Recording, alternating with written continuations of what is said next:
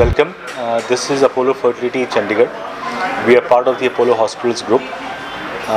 We are happy to share that we have opened our second center in the state of Punjab and the first in the Tri-City of Chandigarh, Mohali.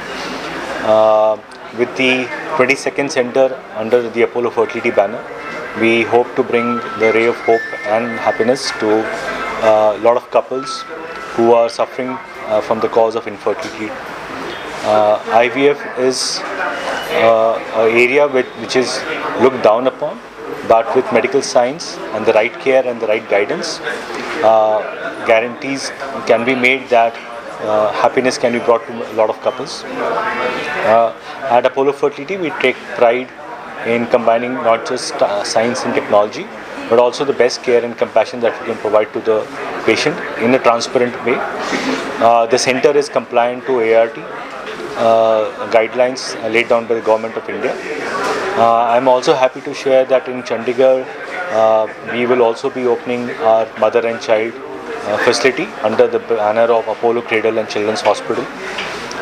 So this Diwali was the first gift from Apollo Fertility. Next year, around Diwali, we will be inaugurating our Apollo Cradle and Children's Hospital and our second Apollo Fertility Center in the Tri-City area. And this is not all.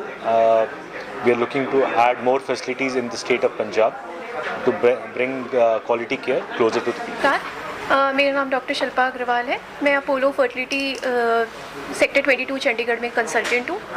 और आज हम Apollo fertility का 22वां centre यहाँ पे launch कर रहे हैं चंडीगढ़ में। फर्टिलिटी या बांझपन बहुत ज़्यादा बढ़ गया है।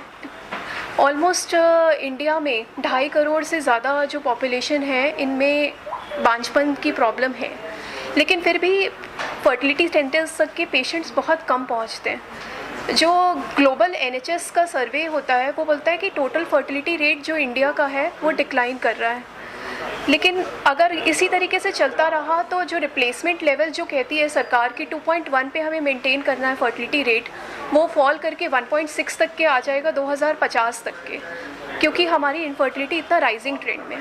अब ये राइजिंग ट्रेंड में क्यों है?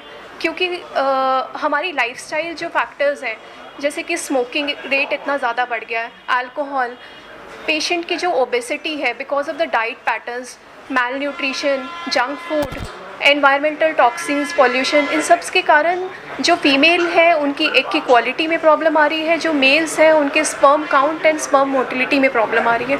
इसीलिए इनफर्टिलिटी बहुत ज़्यादा राइजिंग ट्रेंड में है।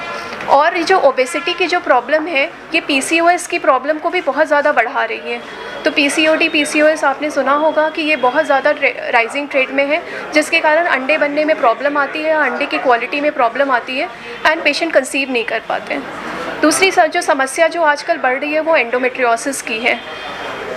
इसके साथ ही जो हमारे इंडिया में ट्यूबरकुलोसिस की जो प्रॉब्लम है, ये पहले से बहुत ज़्यादा है, जो कि हिमाचल वगैरह में अगर हम स्टैट्स देखें तो हिमाचल में प्रिवलेंस अभी भी 2% तक के है ट्यूबरकुलोसिस का। तो अगर हिमाचल साइड के पेशेंट्स को देखेंगे तो ये TB से बहुत ज़्यादा पीड़ित रहते हैं, इसीलिए इनको ट्यूबों में प्रॉब्लम या फिर यूट्रस की गर्भाकोश में प्रॉब्लम TB के कारण होती है। तो ये सारी जो समस्याएँ हैं, ये बहुत ज़्यादा बांझपन को बढ़ा रही है पिछले कुछ सालों में। अगर ट्रीटमेंट हम यहाँ अपोलो फर्टिलिटी में हर पेशेंट को यूनिक तरीके से एड्रेस किया जाता है, हर पेशेंट की एक टेलर मेड अप्रोच, एक पेशेंट की पर्टिकुलरली ट्रीटमेंट डिज़ाइन किया जाता है, कस्टमाइज़ किया जाता है। हर पेशेंट के लिए ट्रीटमेंट अलग होता है। किसी पेशेंट को सिर्फ जनरल मेडिकेशंस की ज़रूरत होती है, किसी को IVF की ज़रूरत होती है। इसके साथ ही हम एडवांस सर्विसेज भी प्रोवाइड करते हैं, जैसे कि pre implantation genetic diagnosis, pre implantation genetic screening. इनके थ्रू जो कपल्स जिनमें कोई जेनेटिक प्रॉब्लम जैसे कि थैलेसीमिया, सिकल सेल एनीमिया, इन सब बीमारियों से जो पीड़ित रहते हैं कपल, या फिर किसी को HLA मैच डोनर चाहिए होते हैं बेबीज़, इन सब में भी PGT, PGS को हेल्प करते हैं। तो इन बीमारियों को भी दूर करने के लिए लोग IVF संबंधी ट्रीटमेंट कराते हैं। उसके साथ ही में कैंसर पेशेंट्स को भी आजकल आईवीएफ ट्रीटमेंट से बेनिफिट हो रहा है, वो भी अपने एग स्पर्म एम्ब्रियो प्रिजर्व कर सकते हैं। एंड साथ ही में अगर किसी को अपनी प्रेगनेंसी लेट प्लान करना है, लेट मैरिजेस करने हैं या करियर के कारण वो अभी नहीं फैमिली प्लानिंग कर पा रहे हैं, तो वो भी अपनी एग्स या एम्ब्रियो या स्पर्म फ्रीज कर सकते हैं। तो यहाँ अपोलो में हम एंड टू एंड सारी सर्विसेज प्रोवाइड करते हैं। ओव्यूलेशन इंडक्शन हो, IUI हो, IVF ICSI हो या pre implantation genetic diagnosis, genetic screening, इसके साथ में यहाँ पे हिस्ट्रोस्कोपी एंड लैप्रोस्कोपी सर्विसेज भी उपलब्ध हैं। ज्योग्राफिकल फैक्टर्स का जो डेमोग्राफिक एंड ज्योग्राफिकल फैक्टर्स का असर पड़ता है, क्योंकि अगर मैं अपने पिछले एक्सपीरियंस से ये देखूं कि जो पेशेंट्स हमारे पास हिमाचल से आते हैं, जैसे मैंने आपको बताया, वहाँ पे एनवायरमेंटल फैक्टर्स तो इतने बुरे नहीं हैं, लेकिन बिकॉज वहाँ पे ट्यूबरक्लोसिस इतना प्रेवलेंट है कि पेशेंट में इनफर्टिलिटी है। सिमिलरली अगर मैं आप जम्मू कश्मीर के पेशेंट्स जो हमारे सेंटर में आते हैं, तो वहाँ के पेशेंट के प्रोफाइल में वहाँ देखा गया है कि अंडों की संख्या बहुत तेज़ी से कम हो रही है वहाँ की पॉपुलेशन में। तो ये वहाँ का फैक्टर है। पंजाब में मोस्टली PCOS बहुत ज़्यादा देखा गया है। And because of the industrialisation, बहुत ज़्यादा इंडस्ट्रीज़ आने के कारण जो स्पर्म फैक्टर रहता है, जैसे स्पर्म मोटिलिटी, इन सब चीज़ों में भी अंतर पड़ रहा है। तो डेफिनेटली डेमोग्राफी, ज्योग्राफी, एनवायरनमेंट, सब चीज़ों का फ़र्क पड़ता है फर्टिलिटी में, क्योंकि हमारे जो एग और स्पर्म रहते हैं ये बहुत ही सेंसिटिव रहते हैं, माइक्रोस्कोपिक स्ट्रक्चर रहते हैं। तो अगर वर्क रिलेटेड स्ट्रेस ही किसी को है तो भी वो फीमेल की मेंस्ट्रुअल साइकिल डिस्टर्ब हो जाती है, उसको कंसीव करने में प्रॉब्लम है। तो स्ट्रेस किसी भी तरीके का हो, चाहे एनवायरनमेंट का हो, चाहे वर्क का हो, चाहे मेंटल हो, चाहे घर का हो, चाहे काम का हो, वो आपको प्रॉब्लम कर सकता है। तो lifestyle and stress, they are the biggest problem which is increasing the infertility rate.